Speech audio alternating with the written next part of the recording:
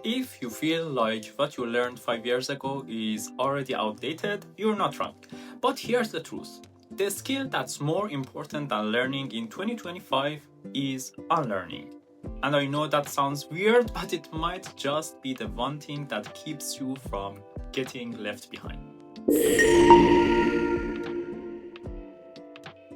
Hey friends, welcome back to the channel. I'm Matin, a software engineer turned kind of into productivity nerd. And today we're diving into a powerful but underestimated skill that might be the difference between thriving and being stuck in 2025. Unlearning and relearning. We'll talk about what it actually means, why it's crucial right now, how I personally had to do this in my own career, and most importantly, how you can master it to future-proof your growth. Let me tell you a quick story. A few years ago, I was deep into PHP. I lived and breathed it. Symfony, Laravel, even custom legacy stacks. I had mastered them. I built production systems, optimized performance, even mentored junior developers in, writing clean code. PHP was my kind of safe space and this kind of stuff. But then something happened. The industry started shifting. Microservices became the buzzword. Suddenly, everyone was talking about event-driven architecture, serverless, and now, of course, AI assistant coding. Recruiters were asking about cloud-native distributed systems and modern development practices that went way beyond just classic PHP. And here's the kicker. I resisted it. I told myself I'm already good at this. Why would I need to start from scratch? But deep down, I was scared of being irrelevant, of losing that expert status I had built up. Eventually, I gave in. I unlearned some of the ways I was used to building applications and relearned patterns that fit the modern world. For example, queues, events, Docker, CI/CD, even mixing in other languages and tools were needed. And you know what? That one decision probably saved my career from going stagnant. This isn't just a dev thing, it's a life thing. What is unlearning and relearning? So let's define this. Unlearning isn't forgetting. It's the conscious process of letting go of old beliefs, habits, or knowledge that no longer serve us. Relearning, on the other hand, is adopting new, more relevant frameworks, often from a beginner's mindset. Alvin Toffler, a futurist, once said, "The illiterate of the 21st century will not be those who cannot read and write, but those who cannot learn, unlearn, and relearn." And in 2025, this couldn't be more true. Let's take a look at some numbers. A World Economic Forum report shows that 44% of workers' core skills will change by 2027. Microsoft found that 42% of employees feel they don't have the skills they need for their future roles. But why?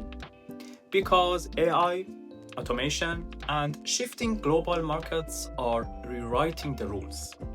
What got you here won't get you there anymore. So if we want to stay relevant or even just confident in our path, we have to become active learners. But that starts with knowing what to unlearn. Let's get honest. Unlearning feels like, failure sometimes.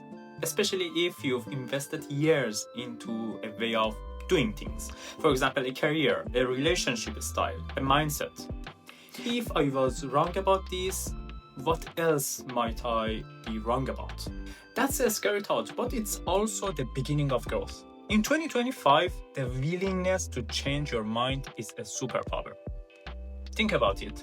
For example, doctors have to unlearn outdated treatments. Teachers are relearning how to teach with, for example, AI. And developers are teaching monoliths for microservices or learning LLM APIs from scratch. And even creators like me, we're constantly learning, or better say, relearning how to stay relevant online without burning out. The most successful people I know aren't the smartest, they're the most adaptable. And here's the best part. Unlearning doesn't mean you wasted your past. It means you're smart enough to evolve. Alright, let's get practical. Here are 5 proven steps to become a better unlearner and relearner. First, identify outdated beliefs or habits. Ask yourself, what worked in the past that's now holding me back?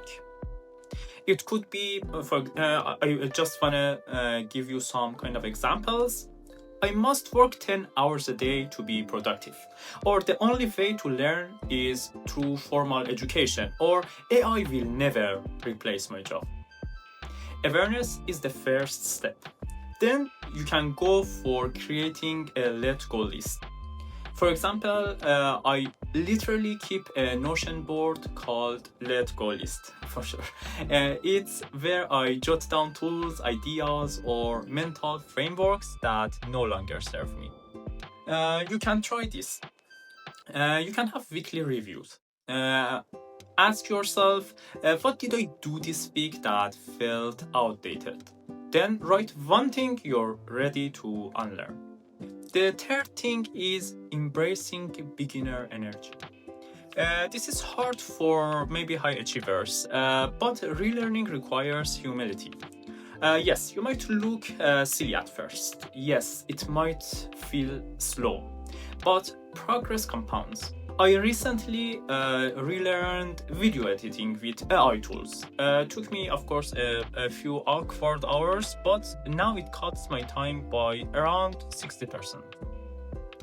Then you can go for building a relearn stack. Here's mine for 2025. A podcast like Hard Fork or the Knowledge Project. Newsletters like, TLDR or Trends VS. You can also, take courses. For example, I now take one every almost a quarter. And at last, people. Follow folks who are 2 or 3 steps ahead of you in areas you care about. Curator inputs, I mean. And at the end, it's reflect and reinforce. So every month, ask, what did I unlearn? What did I relearn? And how has it helped me grow?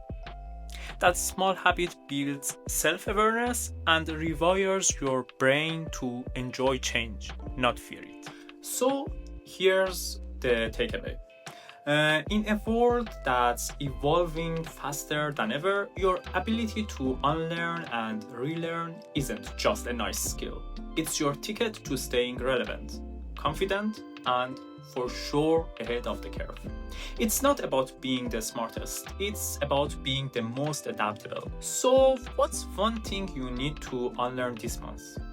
Drop it in the comments, please. And I'll go first, maybe to just break the ice.